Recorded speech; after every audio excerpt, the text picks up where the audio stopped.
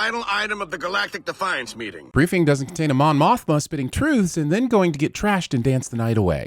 Why don't we turn things over to our assassin, Beth Sanchez? Great. It's an assassination meeting. Where the hell is the assassin? Why did he start the assassination meeting without checking to see if your assassin, the linchpin of the whole plan, was present and accounted for? This wingsuit positively taunts me into saying how the it works in a vacuum. I wasn't gonna bite because it's clearly some advanced techie thing that isn't actually wind-based until Beth spreads her wings like a demented space squirrel to slow down. Okay, it could still be some unexplained techie thing that works in a vacuum, but must it act so suspiciously like something I would sin? This unnatural character design that saw fit to give them 3 sets of dangly bug nuts instead of securing the chesticles inside the abdomen, as my 5th grade biology book intended. Do you even look at your Defiance email? Who has the patience for 3-factor authentication? Adding an extra layer of authentication to this joke as if the world isn't pissed off enough with 2-factor, CAPTCHA, and the constant quest to prove we aren't robots.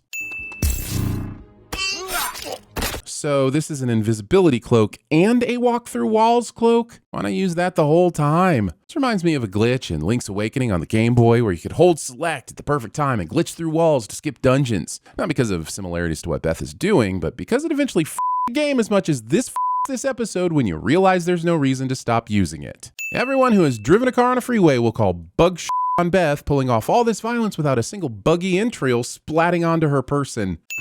Oh, I think she means, thank God I stopped at this window right as my getaway ride was destroyed so that I didn't jettison myself into space chasing a destroyed vehicle with no hope of escape. I'm going to die. I wouldn't bet on it. You could stand perfectly still and have a conversation with your wrist and these guards would still miss you. You know, just as a random example.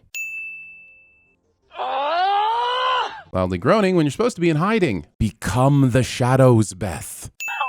Funny story. Or maybe not that funny. Are you pitching a Hulu original? Whoa, shots fired, Hulu. That'll show Hulu while I use Hulu to watch this show on Hulu. You'd think it'd be easy to scan the only warm-blooded thing on the ship. We tried that once. A lot of rats in the walls. Being too busy with your witty meta commentary to simply go towards the heat blob that is significantly larger than a rat.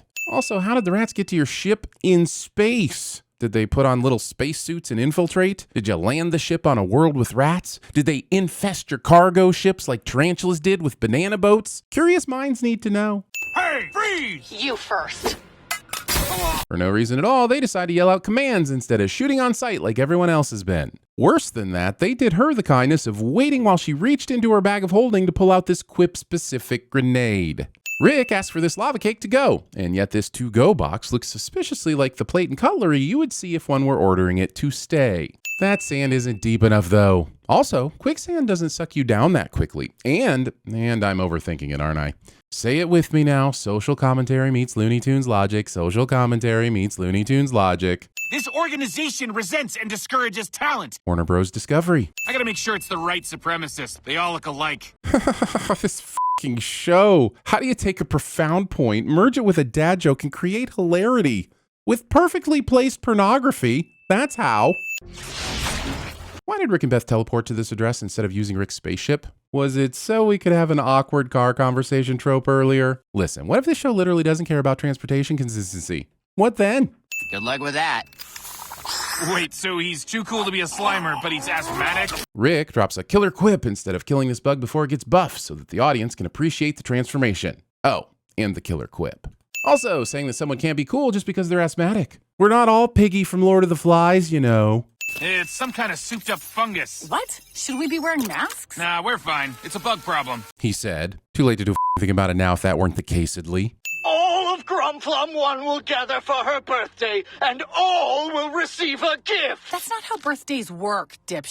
Assuming birthdays work the same on Gromflom 1 as they do on Earth. How about this for a birthday? Close airlock 7.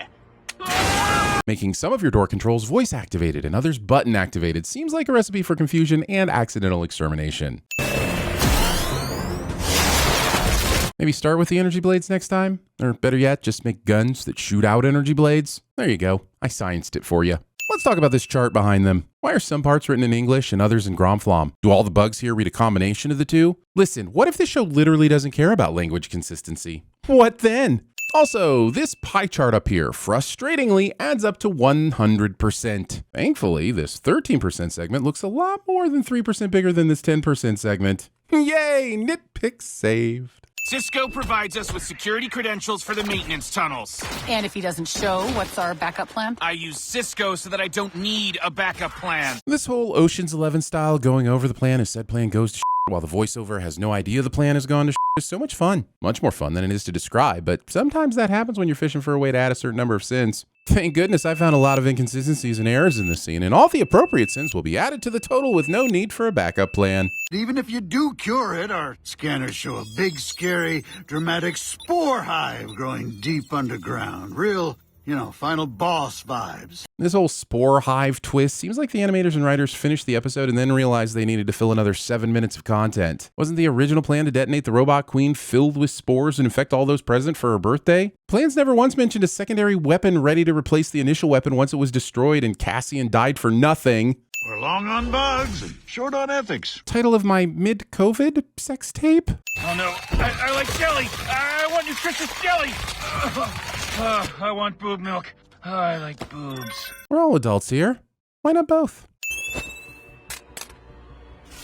I like this scene better in Aliens. Protect the payload! Wouldn't the best way to protect the payload be to not bring it with you until you've ensured the area is clear of things wishing to do harm to said payload? Glad you picked up my call, Dad. Glad you called. Episode has time for this shallow attempt at a heartfelt exchange. This everything and their ancestors in sight grenade feels like it would have been a great opening move and not a last-ditch Hail Mary. Today, I am proud to honor heroes from both sides on what will forever mark the dawn of a new age. Galactic peace just like that? Got any more of that infectious fungi? Asking for my planet. The Defiance owes you to a debt of gratitude. Chewbacca is still being disrespected in this scene. I will phone you until your insides are out. Your outsides are in pain. Lots of pain. Is that why the ship always has a bee in the window?